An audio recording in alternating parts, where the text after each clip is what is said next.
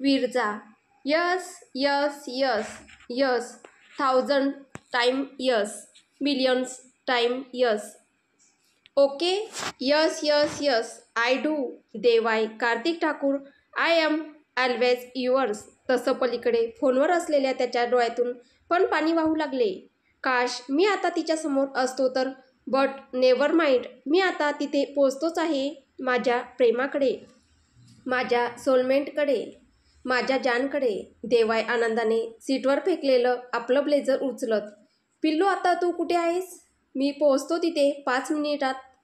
Let's get married today my love. तशी विरजा भानावर आली आणि घाबरून म्हणाली, विरजा आता लगेच? म्हणजे मी तसं आईला सांगून आली नाही ना. आईला पण घेऊन येऊ का? पण थांबावं लागेल थोडा वेळ. आणि आता मीनू पण शाळेत गेली असेल, म्हणजे ती पण राहिली. प्रणालीला प्लास्टर चढलं म्हणजे ती पण येणार नाही. मग कसं करायचं आपण? तसं देवायने आपल्या कपाळावर जोरात बुक्की मारून घेतली. देवाय, वेडी, नॉर्मली जेव्हा जगात मुलगा मुलगी पळून जाऊन लग्न करतात ना, तेव्हा आपल्या घरच्यांना, शेजारच्यांना, सोसायटीच्या लोकांना, आपल्या एरियातील दूधवाल्याला, दुकानदाराला, पानपट्टीवाल्यांना सांगून लग्न नाही करत बावळट. विरजा फुरगुटून, कळला टोमणा. देवाय गालात हसत, नशीब. मग बनायचं ना आज मिसेस देवाय कार्तिक ठाकूर? विरजा थोडी गालात लाजत, हो बनायचंय.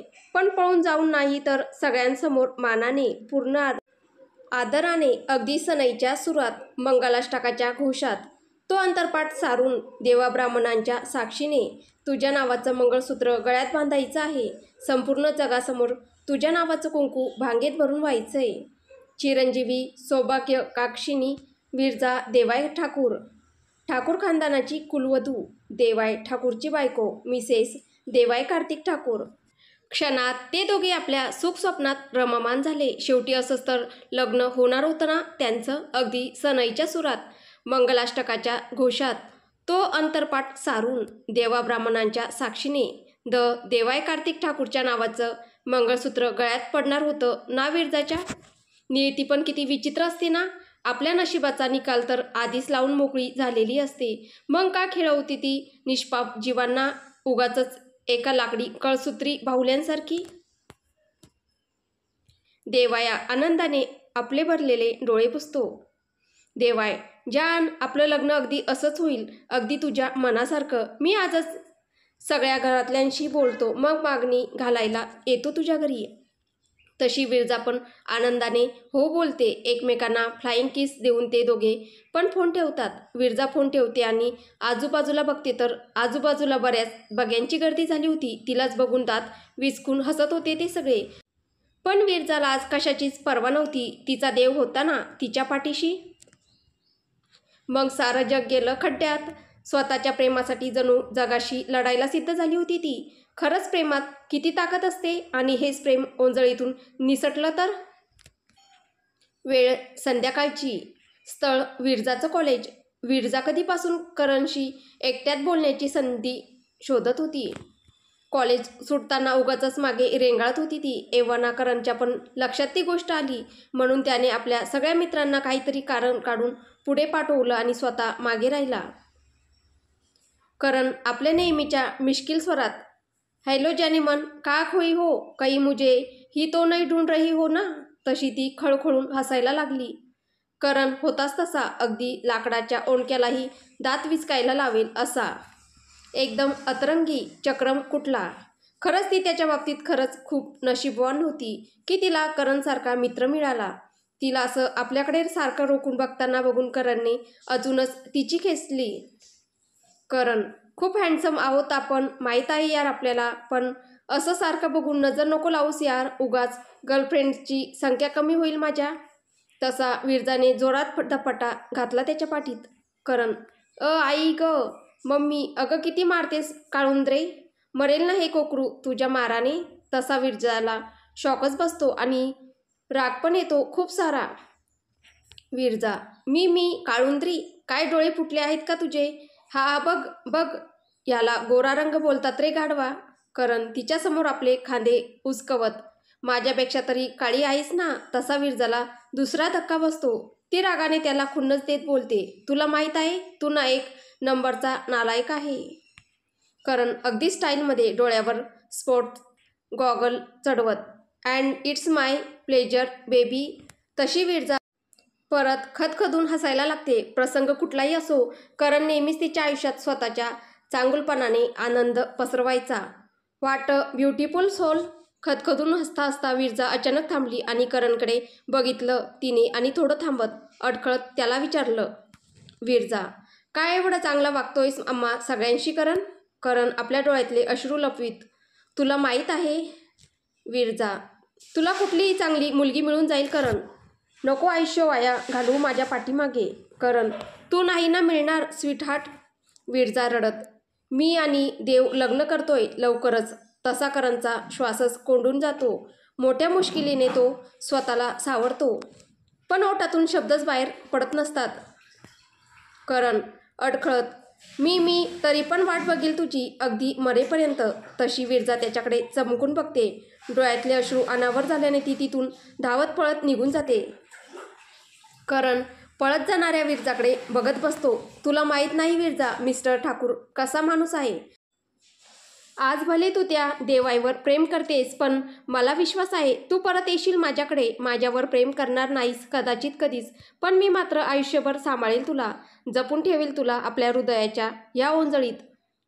स्थळ ठाकूर पॅलेस. वेळ रात्रीची. देवाई आज नेहमीपेक्षा थोडा लवकरच आला असतो आपल्या घरी. आल्या आल्या तो विरजा आणि आपल्या लग्नाबद्दल घरी जाहीर करून टाकतो.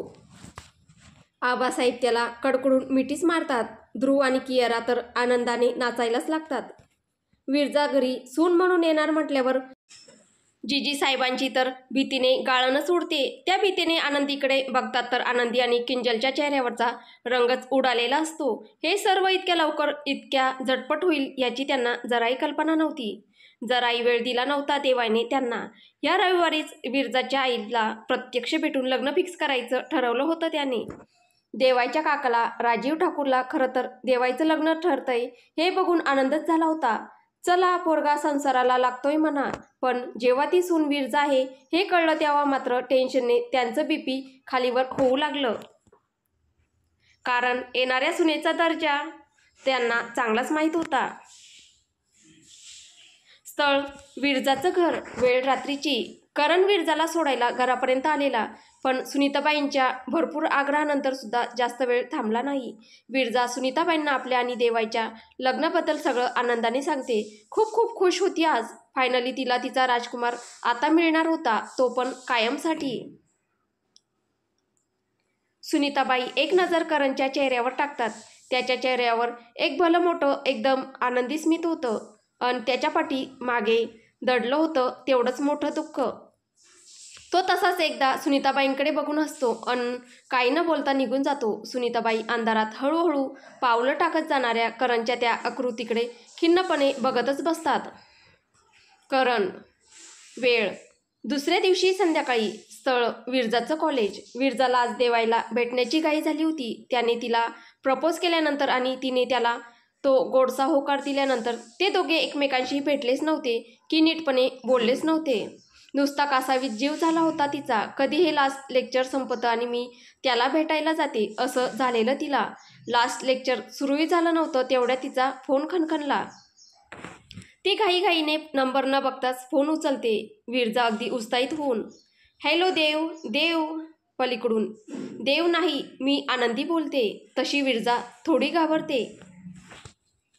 विरजा शुद्धीवर आल्यानंतर काही दिवसांनी देवाने योग्य वेळ बघून ठाकूर पॅलेसमध्ये दारूच्या नशेत तिने घातलेला तमाशा सांगितलेलाच असतो. त्याने तिला ते मस्करीच्या भावनेतून सांगितले असते, पण त्यानंतर मात्र विरजाने ठाकूर फॅमिली मेंबरची जरा धास्तीच घेतली होती, स्पेशली आनंदीची. ती घाबरतच आनंदीला बोलते, विरजा काकू तुम्ही?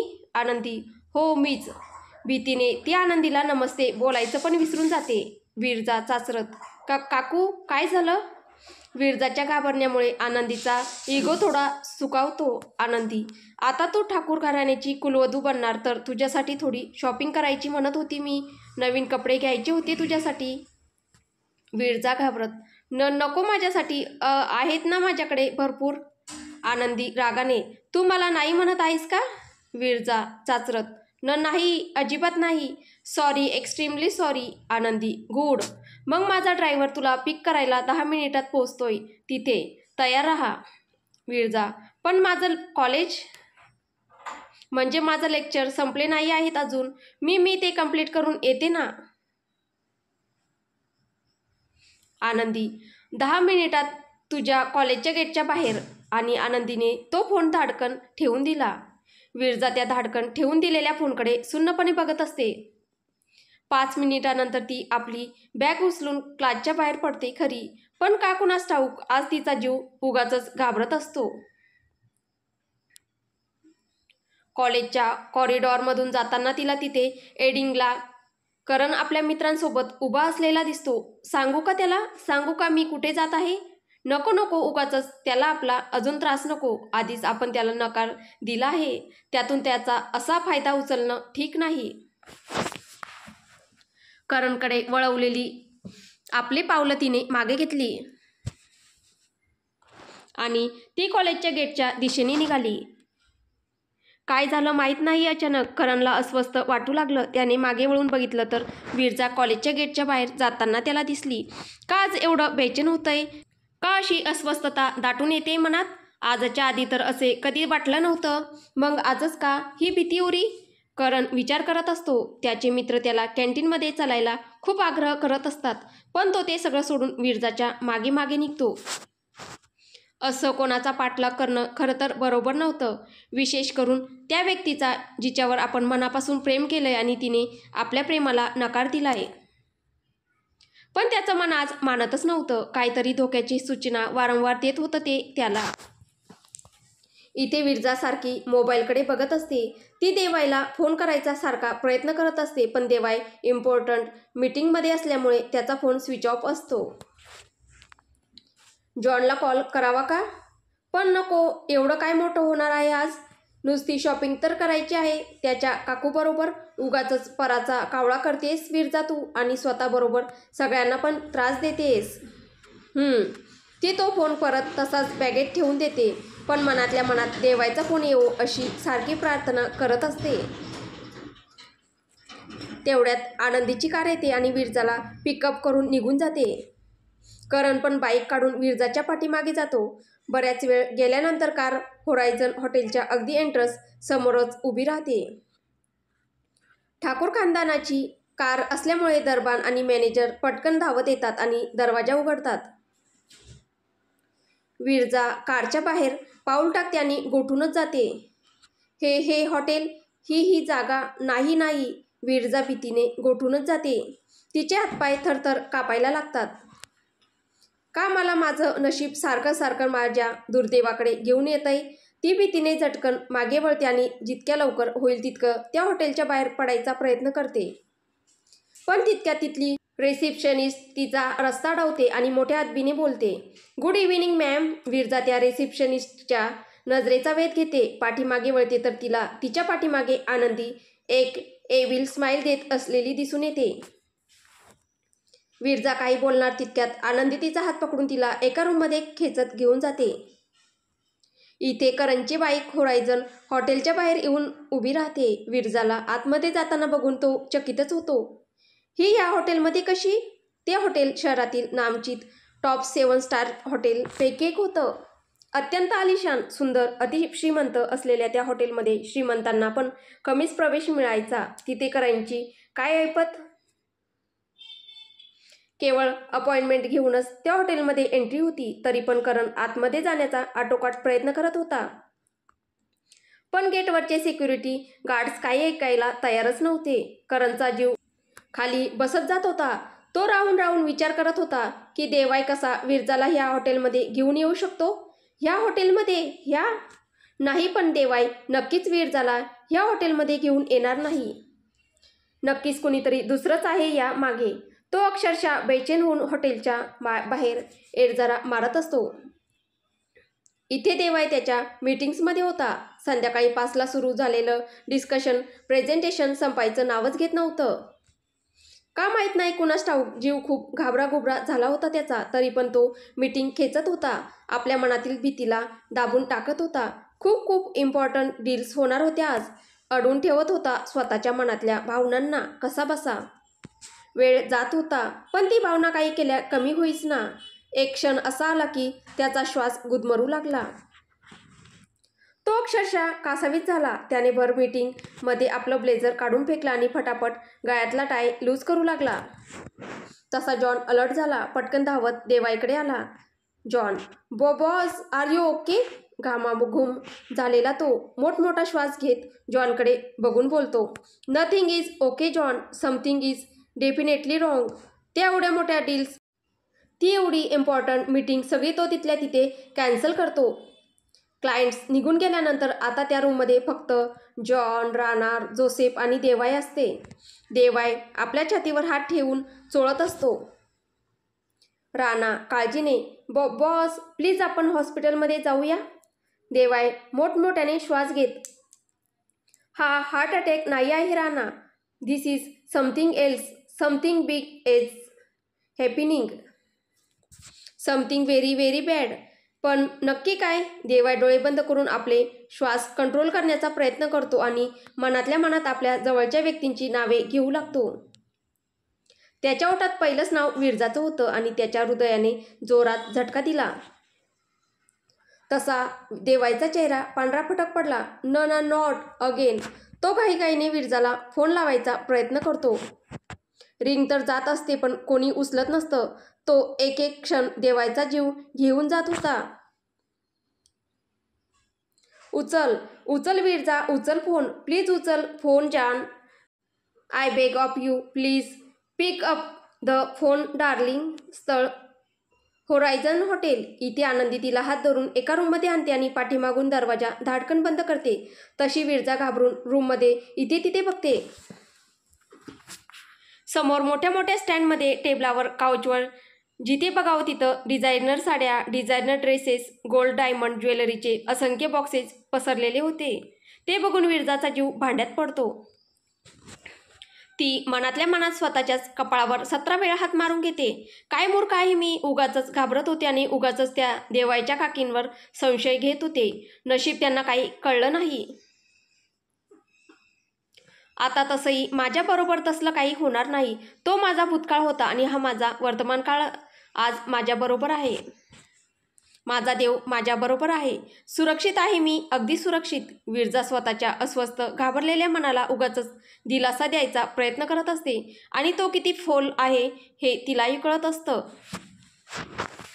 आनंदी तिच्याकडे बघतच असते. आनंदी, थोडा वेळ, बस थोडा वेळ, मग तुला कळेल की मी किती चांगली आहे ती. इतक्या लवकर नाही. सुरुवातीला तुला फक्त खेळवेल, मग हळूहळू तुझी शिकार करेल.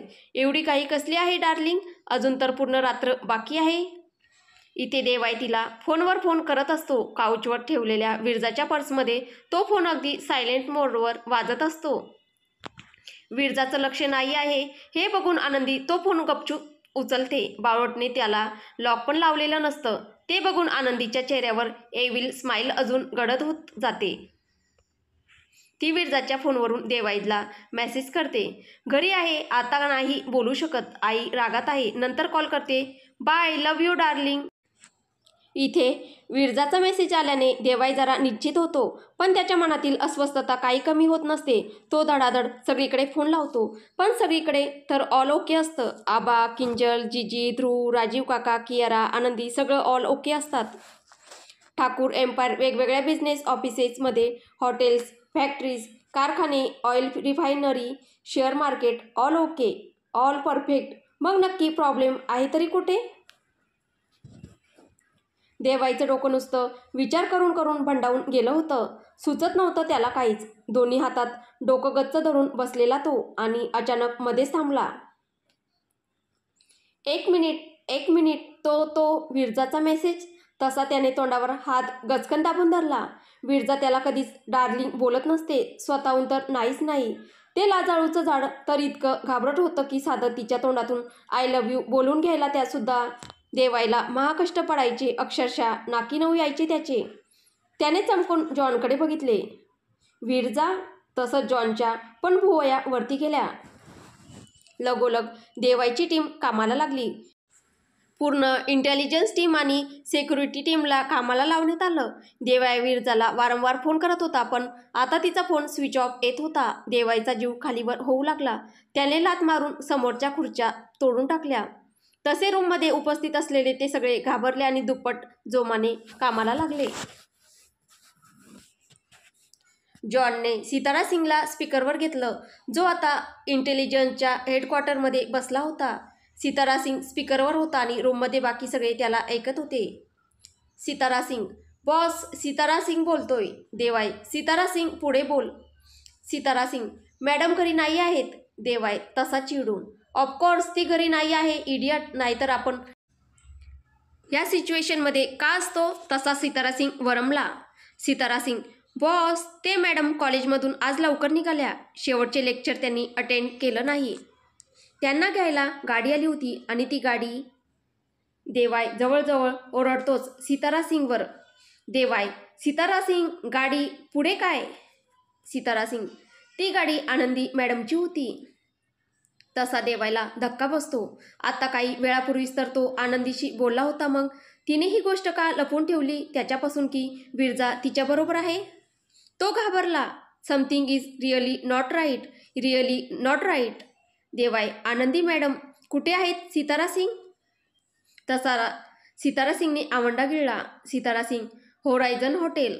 तसा देवाई गोठून गेला. होरायझन हॉटेल म्हणायला गेलं तर ठाकूर एम्पायरच्या अनेक टॉप 7 स्टार हॉटेलपैकी एक तितकंच आलिशान, महागड आणि अत्यंत श्रीमंत हॉटेल. पण त्या पलीकडे त्याची अजून एक ओळख होती, रंगमहाल. मोठमोठे पॉलिटिशियन, टॉप उद्योगपती, फॉरेन क्लायंट्सना कधीकधी खुश करण्यासाठी देवाईने ही व्यवस्था केली होती. म्हणून तर त्या हॉटेलमधली एंट्री ही खूपच रिस्ट्रिक्टेड आणि फक्त न फक्त प्रायोर अपॉइंटमेंटनेच मिळत होती. ह्याच हॉटेलच्या टॉप फ्लोअरला देवाईचा स्वतःचा पर्सनल आलिशान रंगमहाल होता. देशी, Asian, European, Russian, African, Japanese, वयाने लहान मोठी प्रत्येक प्रकारची डिश गेस्टना स्पेशली त्यांच्या चॉईसनुसार सर्व केली जायची. पैशाच्या उधळणीला इथे मर्यादा नव्हती, ना होती मर्यादा माणसांच्या श्वापदी मनोवृत्तीला. एकदम वाईल्ड हॉटेल होतं ते. आणि आज त्याच हॉटेलमध्ये विरजाने परत प्रवेश केला होता. नियतीचा चक्र परत एकदा फिरलं. परत एकदा द्रौपदी दुःशासनांच्या सभेत हजर झाली. परत अनावृत्त होणार ती. परत मांडला जाणार व्यापार तिच्या अब्रूचा, खेळला जाणार सारीपाट तिच्या नशिबाचा. विरजा होरायझन हॉटेलमध्ये आहे हे कळल्यावर देवाय त्याच्या ऑफिसमधून नुसता सुसाट धावत सुटला. ठाकूर एम्पायरच्या बेसमेंटमधून धडाधड गाड्या निघाल्या.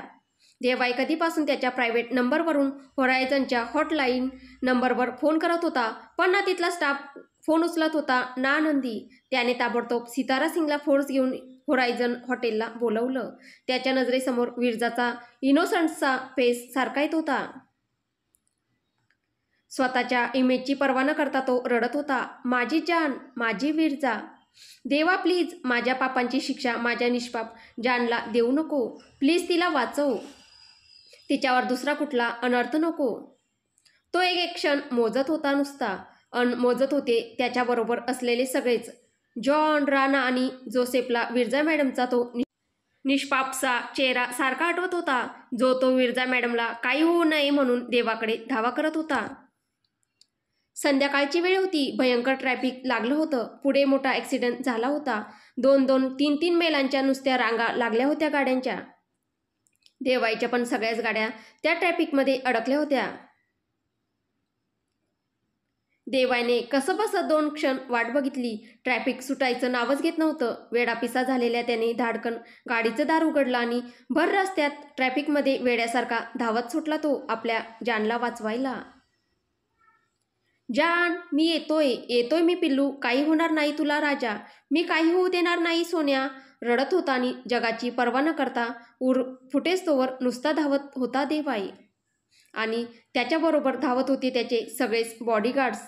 राणा, जॉन, जोसेफ सगळेच्या सगळे नुसते पळत होते वेड्यासारखे तिला वाचवण्यासाठी.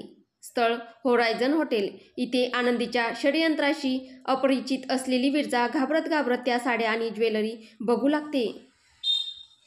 विरजा मनातल्या मनात, श्रीमंत लोकांची पण शॉपिंग करायची अजबच तर्रा आहे. आम्ही दुकानात जातो तर यांच्याकडे स्वतः दुकानच चालत येते.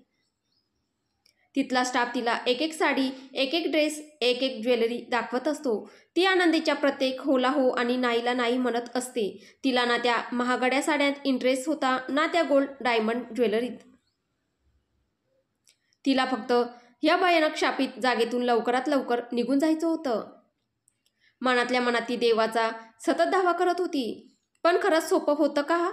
या दुनियेतून परत जाणं? नकळत का होईना तिने परत पाऊल टाकलं होतं अब्रूदारांच्या ह्या बदनाम दुनियेत. सगळ्या साड्या, सगळी ज्वेलरी बघून झाली तशी विरजाने पटकन आपली बॅग उचलली आणि आनंदीच्या पाया पडून बाहेर जायला निघाली.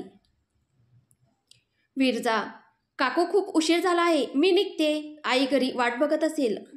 आनंदी हसत, इतकी घाई काय? आता तर सुरुवात झाली. विरजा, म्हणजे?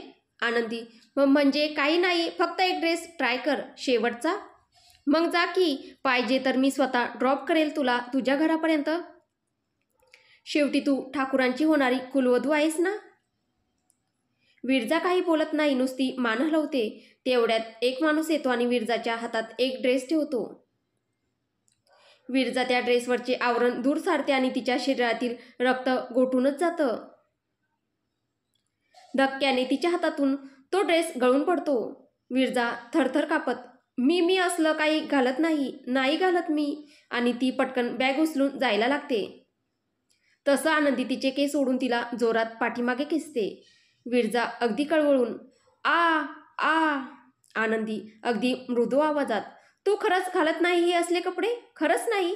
पण हा माणूस तर काही वेगळंच बोलतोय. विरजाने आनंदीच्या बोटाच्या दिशेने बघितलं आणि तिच्या पायाखालची जमीनच सरकली. तोच माणूस होता, अशा कामांसाठी देवायचा स्पेशल असिस्टंट, ज्याने विरजाला त्या रात्री देवायच्या बेडरूमपर्यंत पोहोचवलं होतं. विरजा थरथरत, नाही, परत नाही. आनंदी प्रेमाने, आठवलं का काही बाळा, की आठवण करून द्यावी लागेल? तसं आनंदीने तिच्या तोंडावर त्या रात्रीचे काही फोटो फेकले, जे CCTV कॅमेऱ्याच्या रेकॉर्डिंगमधून घेतले होते. अतिशय तोकड्या, उत्तान, पारदर्शक, विस्कळीत कपड्यातील विमनस्क अवस्थेतील ती आपल्या त्या तोकड्या कपड्यात नोटांची बंडल घेऊन देवाच्या रंगमहालातून बाहेर पडत असतानाचे ते फोटो होते. आनंदी, आठवलं का काही? विरजा डबडबल्या डोळ्यांनी आनंदीकडे बघत, काकू माझी मजबुरी होती हो. आनंदी रागाने, कसली? धंदा करण्याची की चांगल्या घरातील श्रीमंत मुलं बघून फसवण्याची?